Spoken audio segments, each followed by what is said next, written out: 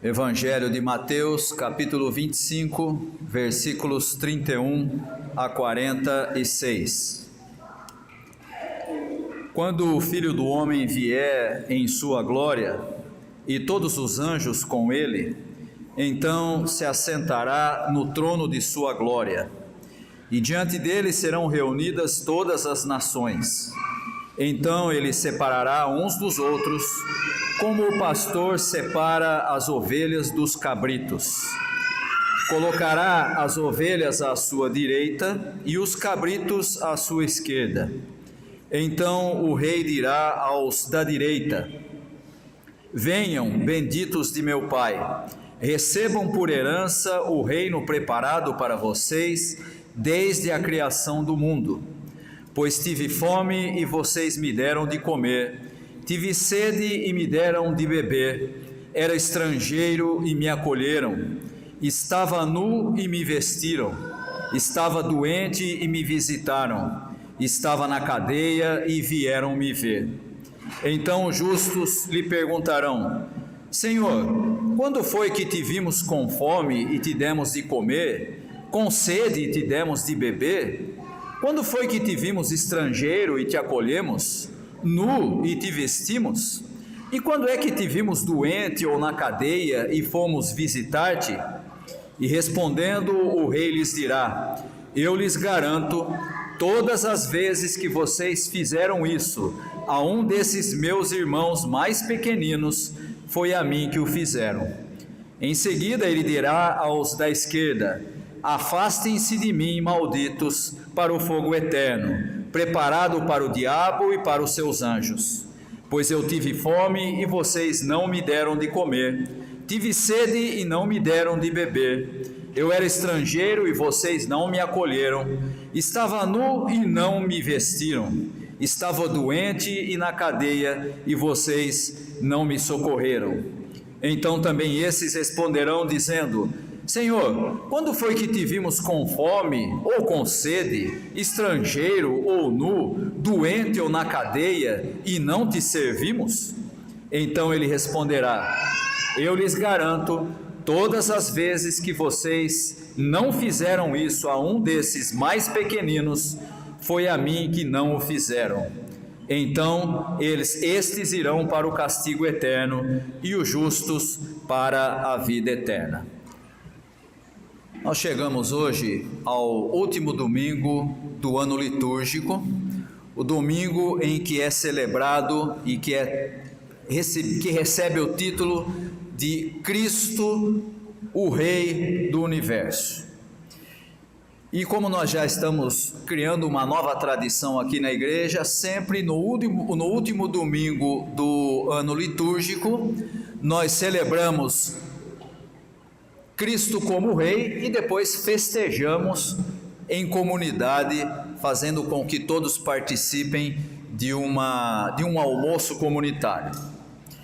Esse domingo tem uma característica bastante diferente de todos os que nós vimos até agora, principalmente porque nós tivemos um trajeto bastante longo que começou lá no ano passado, quando nós iniciamos os primeiros domingos do Advento, nos preparando para celebrar o nascimento do Salvador.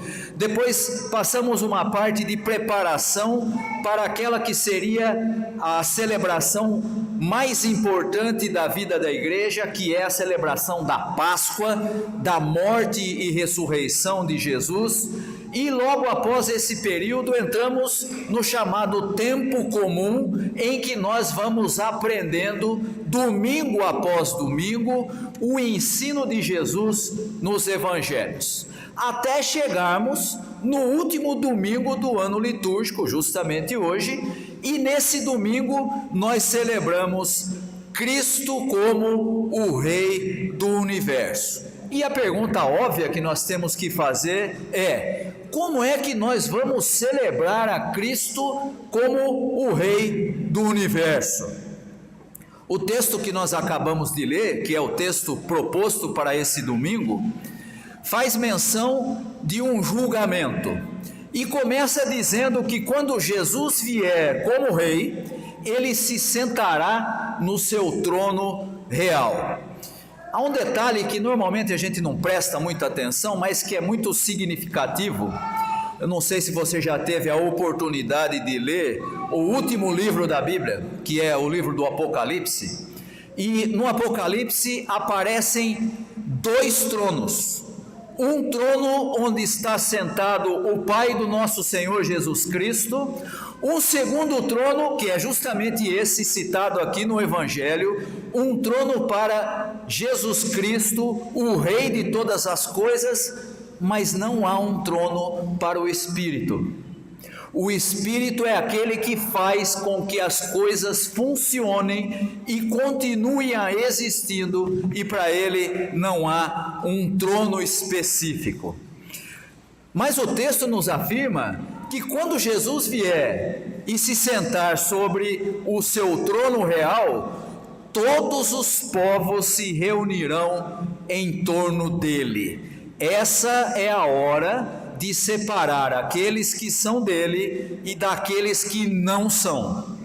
E diferente do que a gente ouve com muita frequência nos nossos dias, principalmente nas igrejas, não se trata de separar quem é membro da igreja de quem não é membro da igreja.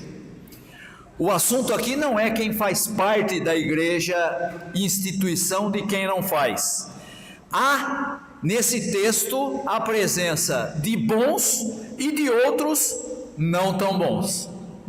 Isso é um fato. Mas não se engane, nesse texto a afirmação de Jesus é a de que todas as nações se dobrarão, todas as nações se reunirão em torno dele, para que fique claro que não há nenhuma nação em particular que tenha nenhum privilégio. Sabe o que isso significa? Significa que depois da vinda de Jesus, a verdadeira nação dos servidores e dos seguidores de Deus são aqueles que seguem o exemplo de Jesus Cristo. Não há outra nação, não há nação como hoje em dia é muito comum. Eu me lembro disso quando eu fui ser pastor numa igreja no interior do estado de São Paulo, e logo na entrada da cidade tinha uma placa imensa escrita assim: Lençóis Paulista é do Senhor Jesus. Povo de Deus, declare isso. O povo declarar ou deixar de declarar não quer dizer absolutamente nada, nunca teve nenhum significado e nem vai ter em nenhuma época, porque todas as nações terão de se reunir em torno de Jesus e reconhecê-lo como aquele que é o verdadeiro Senhor sobre todas as coisas. Não há outro. Não há nenhum outro tipo de poder, não há ninguém que possa ocupar essa posição a não ser o próprio Jesus Cristo. E o texto então diz que aos bons ele vai dizer: fiquem aqui à minha direita.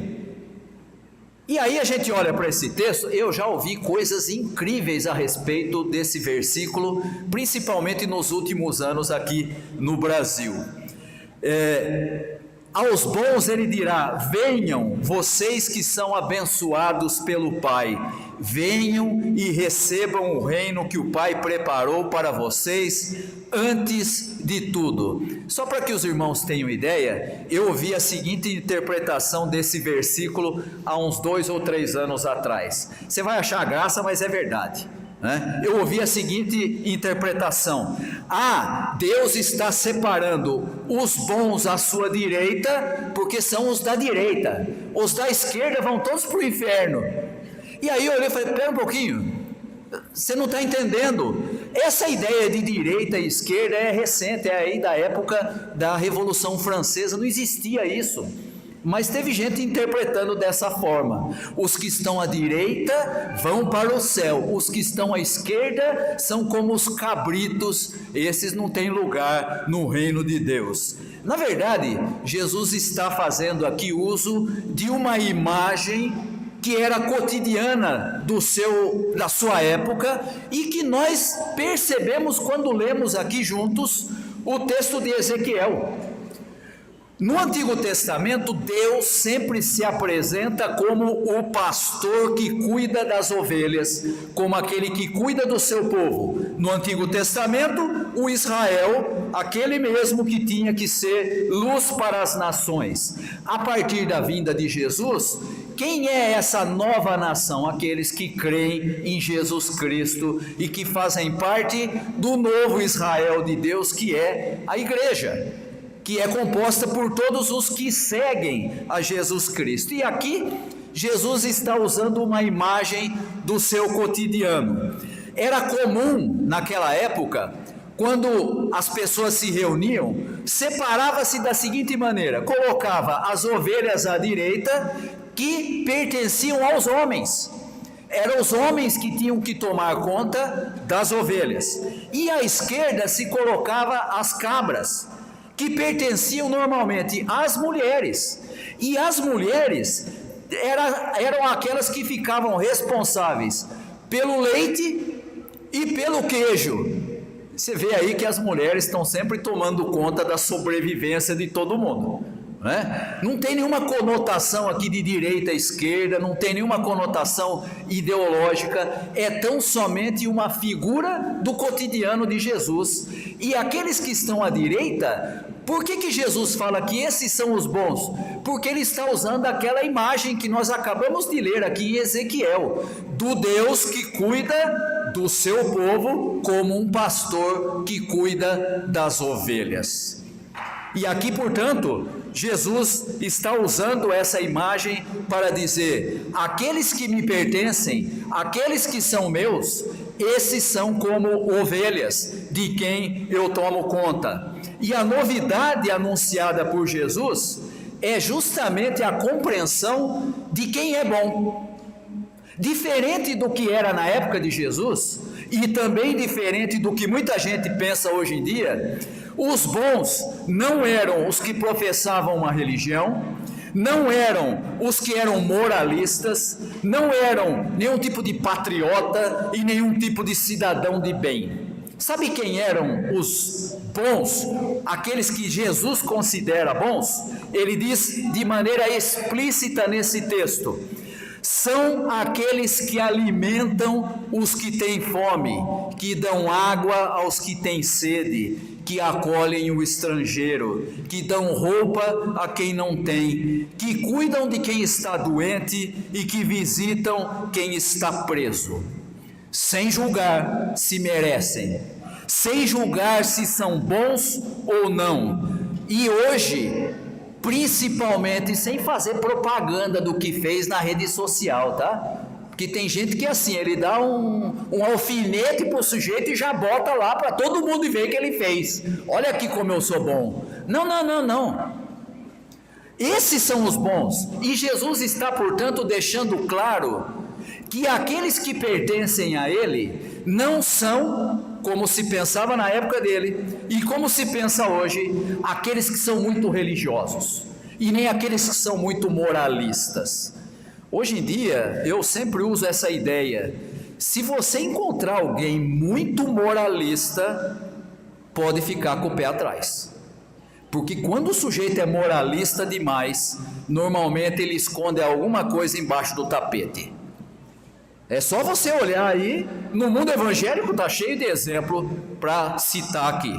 Pessoas que eram extremamente moralistas, tudo não pode, tudo está errado, de repente quem é que foi pego justamente naquilo que condenava? O próprio. E por que eu estou dizendo isso? Porque essa é a realidade de todo ser humano. A Escritura nos ensina que somos todos pecadores, carentes da misericórdia de Deus. Quando o sujeito começa a achar que é muito bom, que ele pode ser polícia da vida dos outros, pode desconfiar, pode ficar com o pé atrás.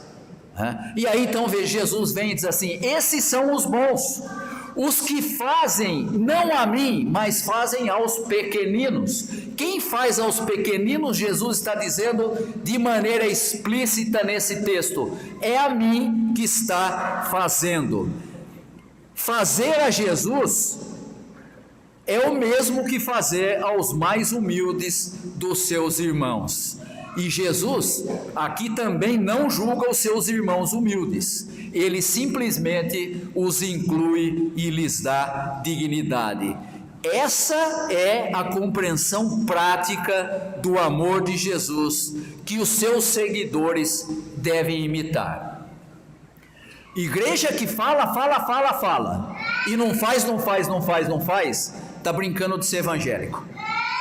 Na verdade, seguir a Jesus Cristo significa atender aqueles que necessitam.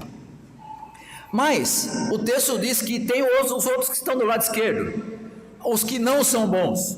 E esses que não são bons, o texto diz que Jesus dirá: afaste-se de mim, não há lugar para vocês no reino de Deus. E por que são considerados como não bons?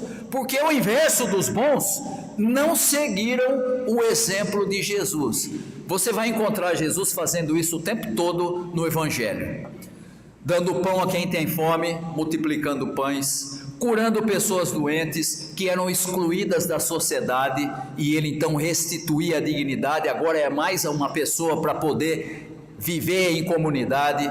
Você vai encontrar restituindo a visão de cegos e coisas das mais variadas, sempre com pessoas que não tinham nada para oferecer para Jesus, e ainda assim ele agia em benefício deles. E agora Jesus está dizendo: vocês não têm lugar no reino de Deus. Sabe por quê? Porque vocês são o oposto do que eu fiz e do que eu faço. Vocês não atendem os necessitados, vocês não dão pão a quem tem fome, não dão água a quem tem sede, não acolhem o estrangeiro, não dão roupas a quem não tem, e não cuidam dos doentes e dos encarcerados.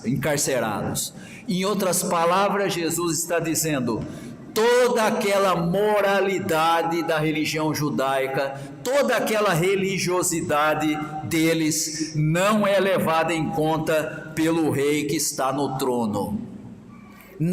Jesus não está preocupado com a sua moralidade, não está preocupado com a sua religiosidade, ele está preocupado com a maneira como você age, com as suas ações, a maneira como você vive e a maneira como você lida com os outros.